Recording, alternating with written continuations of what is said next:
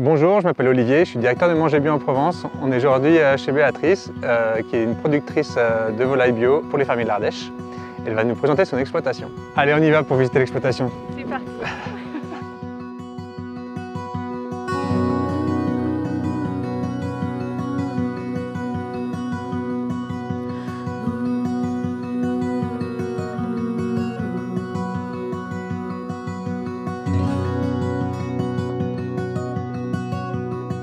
Bonjour, donc je m'appelle Béatrice Courbon, j'habite sur la commune de Colombier dans le Pilat et donc j'élève des poulets depuis 4 ans, des poulets de chair en bio. Il s'est trouvé que mes parents avaient laissé leur exploitation agricole.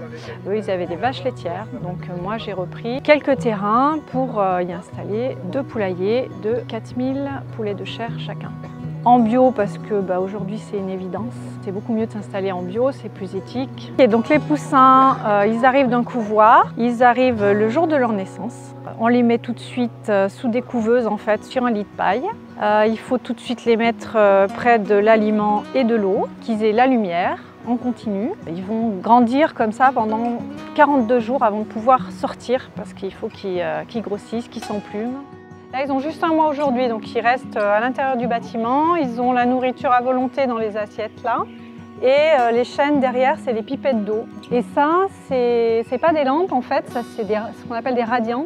C'est des chauffages. Et puis là, je vais bientôt les enlever là, parce que maintenant, ils commencent à dégager eux-mêmes de la chaleur et ça suffit. Alors, ils ont des plumes et ils ont encore un peu de duvet. Si vous regardez bien, c'est pour ça qu'on ne fait pas les trappes. Ils ne sont pas encore prêts parce qu'ils ne sont pas bien jolis, c'est la puberté là. Habituellement, dans la nature, les volailles, elles vont manger les petits cailloux. Comme ils n'ont pas de dents, ça les aide à digérer en fait. Et donc là, on rajoute des gamelles avec des petits cailloux dedans, comme ils sont encore à l'intérieur, qui ne vont pas courir dehors. Donc là, c'est les abreuvoirs en fait. Les poussins, ils viennent chercher la goutte qui pend là, pour éviter qu'il y ait de l'eau stagnante.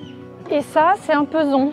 Donc les poulets, ils viennent, ils s'en servent de balançoire, ils aiment bien, comme un jeu. Et tout est enregistré, la température, le poids des animaux, la quantité d'aliments qu'ils ont mangé. Ils y vont beaucoup, ça pèse environ 800 poulets par jour.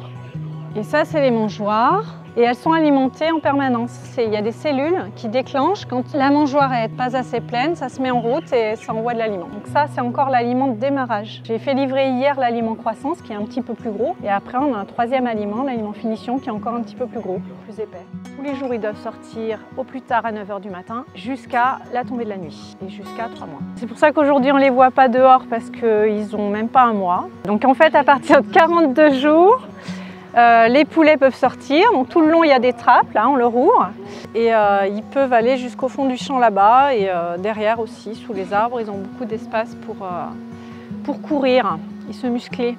Donc au point de vue de la nourriture, on est livré par Cizeron Bio. C'est une boîte d'aliments qui est sur la Gimont, c'est français, c'est des céréales, c'est à 95% bio. Une semaine avant les 81 jours, on téléphone à l'abattoir et on leur donne leur poids des poulets. Donc c'est eux après qui vont décider par rapport à la demande. Et avec les collègues, on fait une équipe, on les ramasse le soir, de nuit, pour pas les affoler. C'est vrai qu'on voit beaucoup de choses d'ailleurs dans les médias. Ça ne se passe pas toujours comme ça. Nous, on veille à ce qu'ils soient bien.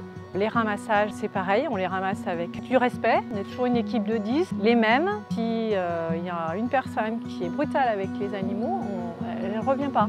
Et voilà, ils sont abattus le lendemain, dès le lendemain matin, à l'abattoir de Féline. On fait tout pour qu'ils ne souffrent pas chez nous. Le but, c'est que ça aille vite. Et quand on est allé voir à l'abattoir, rien ne m'a choqué parce qu'ils sont effectivement, ça va très vite et il n'y a rien à redire.